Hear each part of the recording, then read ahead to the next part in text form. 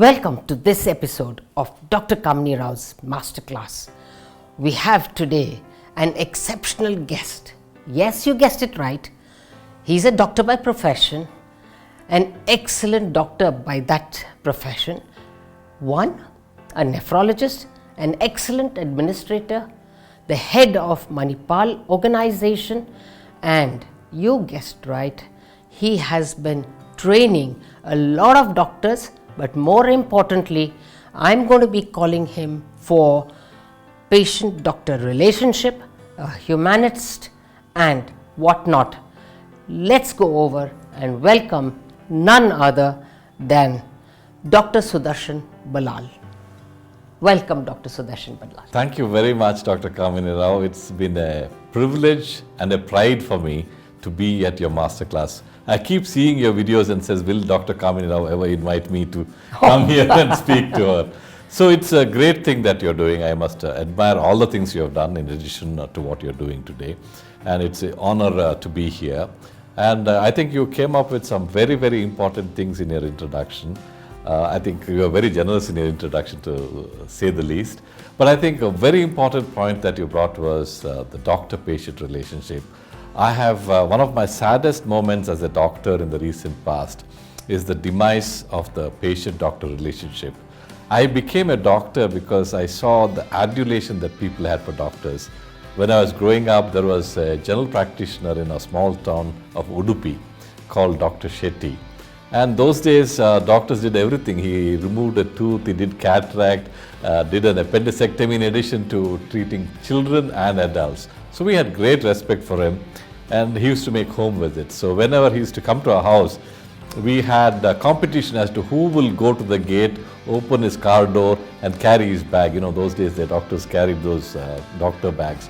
So I would usually run and be the first, receive him, take him, and then of course our parents would meet him, give us coffee, snacks, and he would spend half a day with us, not just talking about medicine but everything else.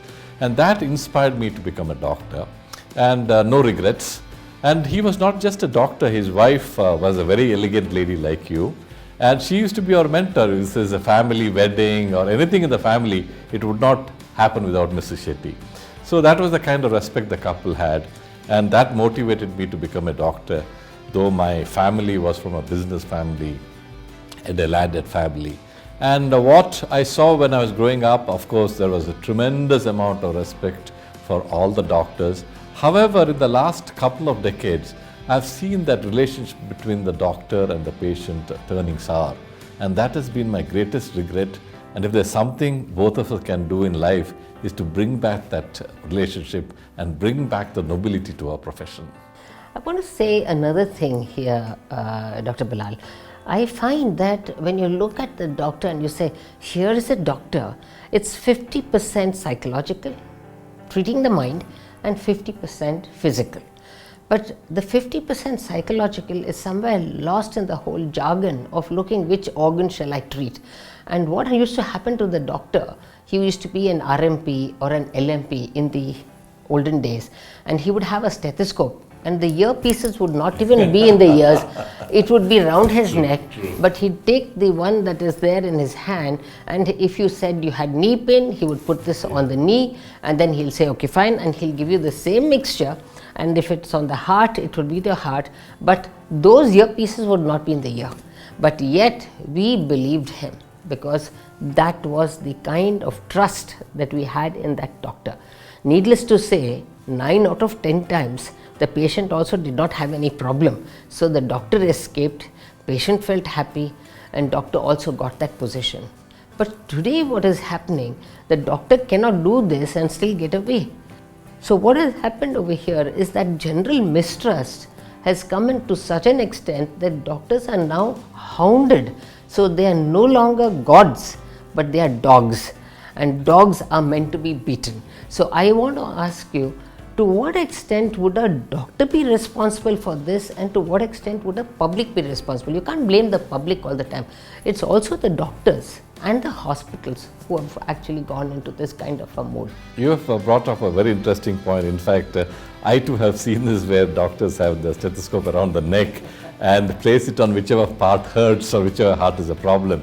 So they probably never listened to the heart or the lungs or what the stethoscope was meant to be. But it was the immense trust in the stethoscope of the doctor that made the patients better. And I don't know how you came up with that 50% figure. So, but I see this very often. Patients come and say, Doctor, namage online beda ನೀವು ನಾನು ನಿಮ್ಮನ್ನು ಬಂದು personally ನೋಡ್ತೀನಿ. Now with the COVID era, we all see online. So I said, why? ಇಲ್ಲ ಡಾಕ್ಟ್ರೆ, ನೀವು ನಮ್ಮನ್ನು ನೋಡಿ ನಗಿದ್ರೆ ನಮ್ದು 50% ಕಾಯಿಲೆ ಹೋಗಿ ಬಿಡುತ್ತೆ. So that is the trust they have. It's nothing physical that we have done. And what I've also seen is a busy doctor, an eminent doctor like you, the difference between you and someone who's mediocre, I think to a large extent is your personality and how you deal with people, your human relationship rather than just skills. Of course, skills you need, and there are thousands of well-trained doctors now. Why is it that some people excel? Because of their interpersonal skills, how they deal with the patients, how they make them comfortable. A comfortable patient who has trust in you will never complain against you, never beat up a doctor. They will treat a dog as a pet and not as a dog and beat them up. So I think that is what has to change. We have to build trust among the patients. I do believe that you cannot clap with one hand. So this deterioration of the patient-doctor relationship is a two-sided problem. I think doctors also to some extent have become commercial. There are a few sort of rotten apples even in our community, and they just don't spend time. So they don't build the trust of the patients. It's become very mechanical. You have a gallbladder problem, go there, get your gallbladder out. You are pregnant, come and see me after 2 weeks. When you're ready to deliver, I'll come and see you again. They don't in the olden days, if you're pregnant, they'll spend time with the mother, grandmother, aunts, and you become part of the family. That has to come back, Dr. Rao. Do you think that parampara of the doctor being the center of the family, whether it was the patient or whether getting the daughter married or whether it was the daughter's baby or the granddaughter. So what happens is the entire family, generations of the family, the obstetrician gynecologist becomes an integral part of that family. And so you'll say that I delivered the mother, I delivered the granddaughter, and now a grandmother I delivered. So what happens is there's so much of a connection that even if they were supposed to have a general surgeon, they would go to the gynecologist and say, do you think which general surgeon shall I go to? So they become part, and they've even performed marriages as well. So they say, is this boy suitable for this? Because then you'll say, let me look at how did I do the delivery? Was it a forceps delivery or this? No, her brain will be all right, so you can marry. So to that extent, the doctor, obstetrician, was very much involved. But today, I don't see that at all. The patient sees the doctor with a lot of mistrust, and the doctor says, oh, is this a litigant? Let me do all the tests possible so that if in case I have to see her in the court, I can show all the tests. So where does this lead us to? It doesn't lead us anywhere. It's only a question that we are on the opposite sides. Get us on the same side, number of tests will come down, number of legal fees and lawyers will come down, and it will be a very happy marriage that patients and doctors can live happily. This is the thing that we are looking for, and what you're saying today, and that's the way that you practiced and I practiced in the good old days. I don't know whether we're going to get that back, but hopefully. Well, even if we get part of it back, it's worthwhile. But you hit the nail on the head. I do remember we are 5 brothers, all doctors. And when we were to get married, whenever there was a proposal, we were from a very conservative family, so it was arranged marriage and so on and so forth. The parents, before they asked the boys, would ask Dr. Shetty, is this girl suitable for him?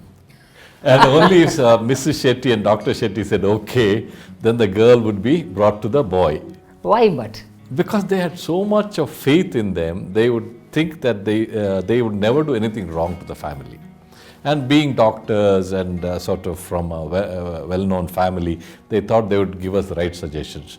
So that's the kind of respect we had for doctors, and also it was a mutual feeling. Also, doctors also sort of liked us very much, and they were part of every function. So I think we should try to go back to the good old days of a general practitioner or a family doctor who actually should be a first point of contact. He should tell you who's the best gynecologist, obstetrician, infertility specialist, nephrologist, transplant surgeon, cardiac surgeon. You don't see a board and go to a doctor and say, I have a heart, fix it. So I think there has to be a slow build-up of trust, and if a family doctor brings them to a specialist, obviously the connection will be a lot better than you just walk into someone's office who may be technically excellent but may have very poor interpersonal skills. I would certainly not go to a doctor who may be Michael DeBacchi.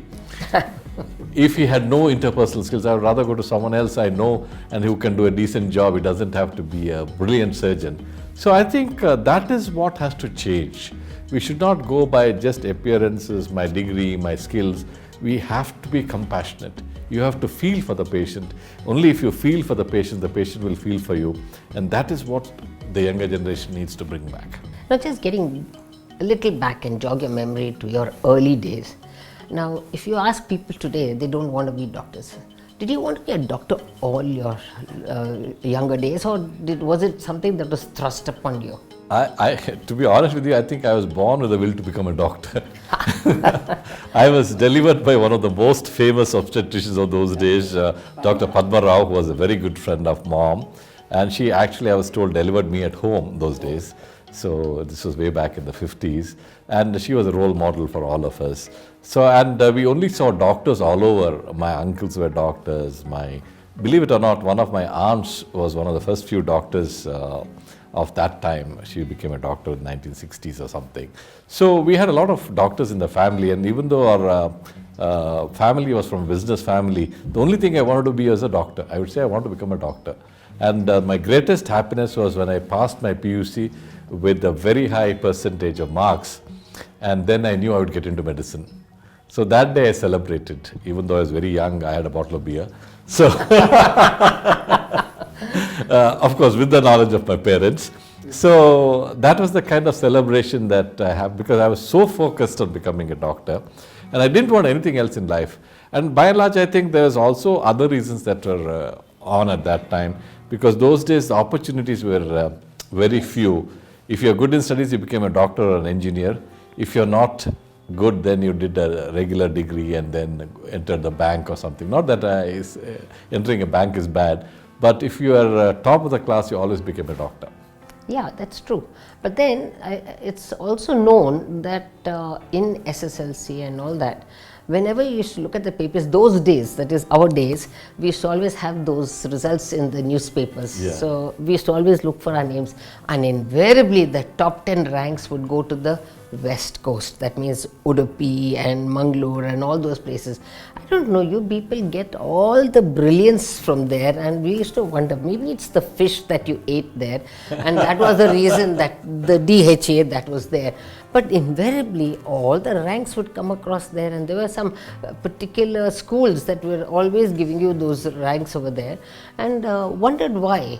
And then when I heard that you were coming over here, and then also heard that 5 boys in the family and all doctors, I said, hey, great, I must ask you this question. Now, was that the reason why you all were intelligent? I'm not sure whether it was the diet, but I think one main reason was that hard work certainly, and there were no distractions. So all that you could do was study. You would go to college, come back, study. Go to college, come back, study. At best play sort of cricket or something in the playground. But there are no distractions, like no TV, nothing of an old radio where to listen to a commentary or to strain yourself against the radio and get the radio inside your ear. So that kind of a thing. So there are no distractions. And I must admit that, at least in our case, my mother was a great motivation. And she would get up at 4 in the morning or 4:15 in the morning, bring us our tea, sit next to us till we studied and went to college, and would have lunch, dinner, everything ready when we came home. The first thing she would do is feed you, physically feed you, even till we were grown up, till I got into medical college actually. And then make sure you wash and then start studying. So I think it was a combination of factors, and probably that happened in many families. And this question was asked of me when I was interviewed for my MBBS degree, MBBS entrance. The person in charge was, I think, DME or DHS or something. He said, "Endri, ella rank South Kannada hogta ide. You yen tintira?" Yes. So I said, "Sir, we work hard." I used to worry. How come? And I used to tell my father as well, "What is this, Daddy? Every time it's going to South Kannada." He said, "Don't worry. if you can't get it, just go to South Canada and stay there. And then you'll also be part of that, because it was so the same. Every time we would see that this was the kind of, it was very good. But having again on a lighter note, of course, that when did you decide that you wanted to be only in Manipal and not get it in anywhere else? Because those days it was always a Manipal, or it was a St. John's, or it was a Bangalore Medical College. We didn't have all these capitation colleges and things like that those days. So what made you go I think one is of the proximity. I mean, being the youngest, I was a little pampered. My parents didn't want to let go of me to go to Bangalore or Mysore or wherever. But the fact is, I got a merit seat in Mysore. Those days it was merit, first was Mysore, Bangalore, and then the other colleges. But then I got a mutual transfer to Manipal. So I got a merit seat in Mysore, got transferred to Manipal. And Manipal was always my first choice because of the proximity. So I was very happy there. It's 3 miles from my house. Oh, wow. So could stay at home and have the good food, be with the parents and brothers, and then go to college. And it was a very good college, and I really sort of enjoyed my stay there. And if I am ever born again, I would like to be born to the same parents, same medical college, same wife. Wow. That's great. And believe me, is your wife a doctor? No, she's again from a business family, and she's from Bangalore. And of course, I must credit her with a lot of what has happened with me, because I was actually quite happy staying in the US. Cushy life, well settled, was professor of medicine, nephrology, head of transplant. So who would want to come back, about 25 years, 30 years ago? But she insisted, you have to be in India. And then finally she threatened me, if you don't go to India, I'll go home with the kids. Oh, so I had no choice, but I think that has been my greatest achievement of coming back to India. Because in the US, you would be just another doctor. There were 1,000 nephrologists from India in the US when I came, and there were only 6 nephrologists in Bangalore at that time. So I think that was a good decision, and no turning back and no regrets. But why nephrology? What made you get into nephrology? This is actually an interesting story. I'm sure all of you know about Dr. Mani, one of the greatest nephrologists of our times. He did come to Manipal when I was doing my MD medicine. And of course, being as prominent as he, we all sort of eagerly went to have a tutorial from him, and he spoke about nephrotic syndrome. He asked some very simple questions, which actually look like silly questions to me now, but none of us could answer that question. So you know how witty and curt he is. Yeah, he says, how come there is electrocerebral silence here? None of you know anything about anything. So that triggered me saying that yes, we don't know anything about nephrology other than there are 2 kidneys. So that triggered me, and then I took up nephrology seriously, and that was the first fellowship I asked for when I went to the US. And people in the US were very, very nice to me. We always talk about racism, being treated as a second-class citizen, but they treated me better than many of the US citizens, honestly. They gave me 2 years credit for my MD medicine, so I only had to do 1 year of medicine. Then I did 2 years of nephrology, and they gave me they grandfathered me into critical care also. Wow. So I did my medicine, nephrology and critical care together with only 3 years of training in the US, which would normally be 7 years. So I think they were extremely generous. So I really don't believe that racism exists everywhere. I think if you do your work and they're happy with you, they treat you well. That's good. And having taken up nephrology, you've never regretted? Because I think nephrology was the need of the hour.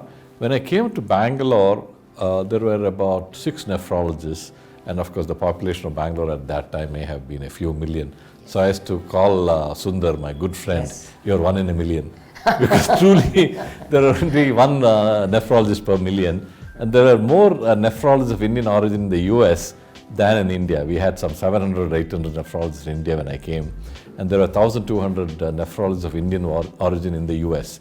So it was truly a rare field. Of course, now it's a little crowded, but there was a need, because those days, if your kidneys had failed, then people would just roll on the ground and say, I'm dead, because it was like the death knell. You rang the death knell because there is no treatment. But now we know kidney failure is like anything else. You get a transplant or you get a long-term dialysis and you lead a pretty normal life. But you're almost known as father of nephrology here, because whenever your name is mentioned, okay, and when I talk about you, they say, oh, he's who doesn't know him? Everyone knows him. And then, you know, when you say Dr. Sudarshan Ballal, then, you know, they say Manipal. I mean, your name is synonymous with Manipal, and your name is synonymous with nephrology. So it only goes to show that ever since you got into Manipal at a very early age, 5 decades in Manipal Hospital, Manipal institutions,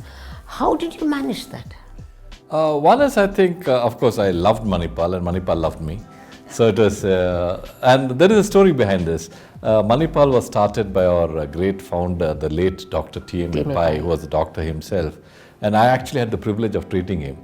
Because when I was doing my MD, my boss was his physician. So we'd start our rounds by first seeing him, because he had some minor medical issues. So I took care of him for quite some time. Then, of course, his illustrious son, Dr. Ramdas Pai, was very, very instrumental in getting me back to Bangalore from the US. He had come to the US, so I told him, sir, I'm thinking of coming back to India. And what he said was, Sudarshan, you come to India, I'll be very happy, I'll make you in charge of nephrology in Manipal Hospital. But don't come to India because I have a hospital in Bangalore. You come to India because you want to come back. So those words I still remember. So I came back, and then there was no looking back. And now, of course, Dr. Ranjan Pai, who heads this group in Bangalore, they have been very, very sort of good to us. They have given us a lot of freedom in running the place. And that's what I like. We have the freedom to run the place you want to. I think you have been very kind in saying that I have been known as the father of nephrology. That I'm not sure. Well, in the sense, there's so much of respect given. Yeah.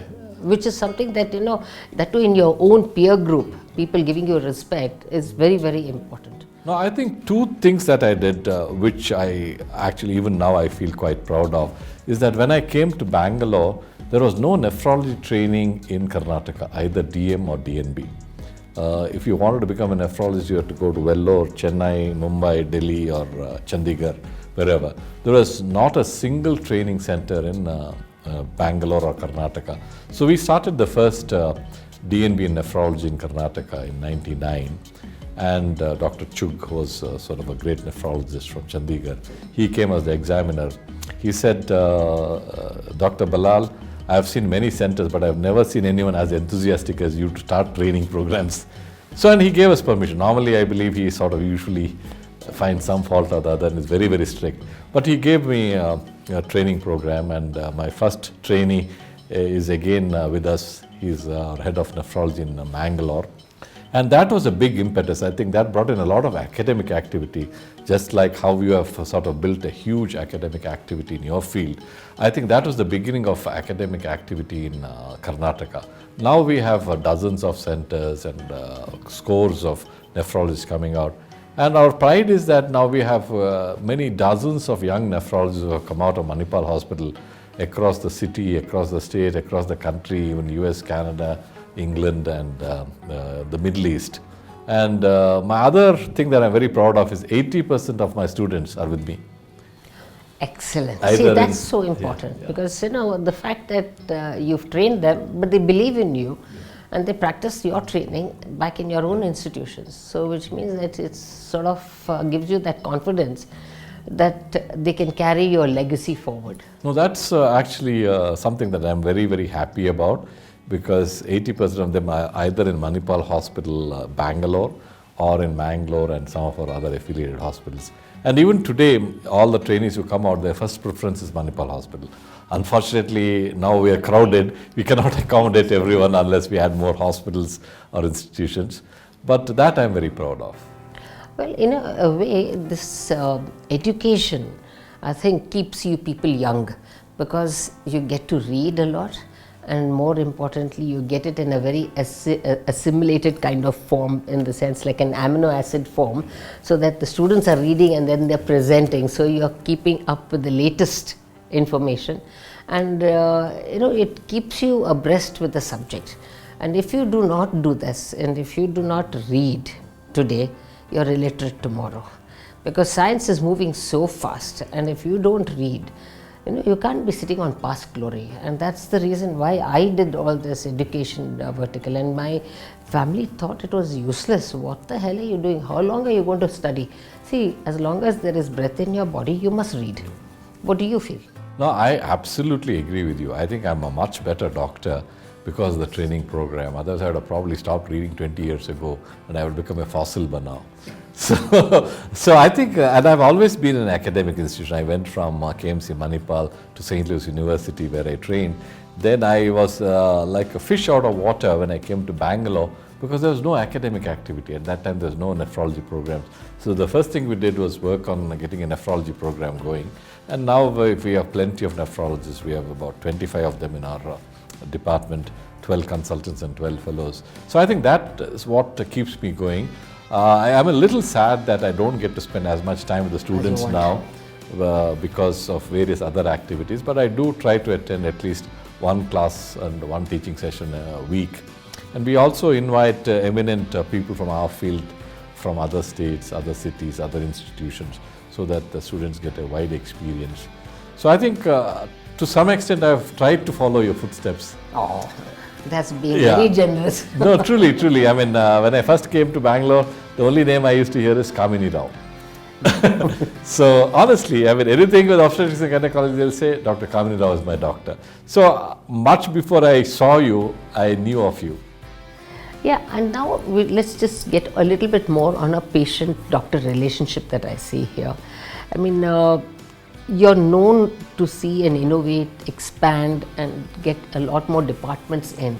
But I see this pediatric nephrology that you've been doing. You've done a lot of the social service there as well in bringing pediatric transplants as well and pediatric nephrology.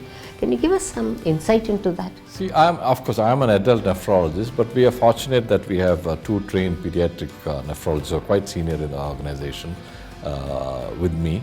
And this pediatric nephrology, what happened was, it's a very gut-wrenching story. We had a young kid, a 2.5-year-old kid called Master Yathar, who had some kind of a fit seizures at home, was taken to a nursing home and was deemed to have had a cardiac arrest, from which he was revived, transferred to Manipal Hospital, and at that time he was declared brain dead. Very, very sad, a very bright 2.5-year-old kid.